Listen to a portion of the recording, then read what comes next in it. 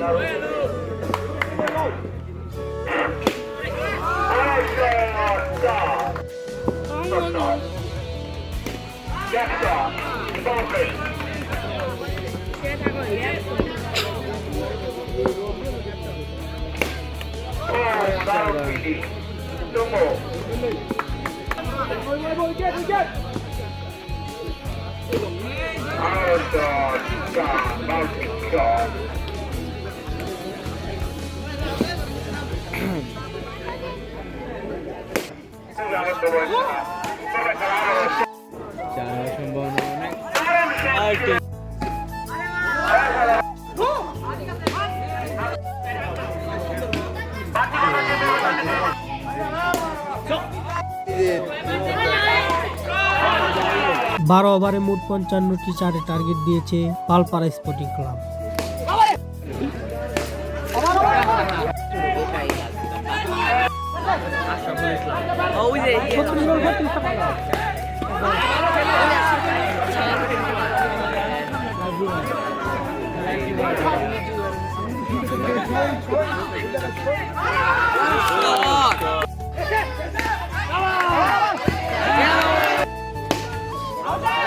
বল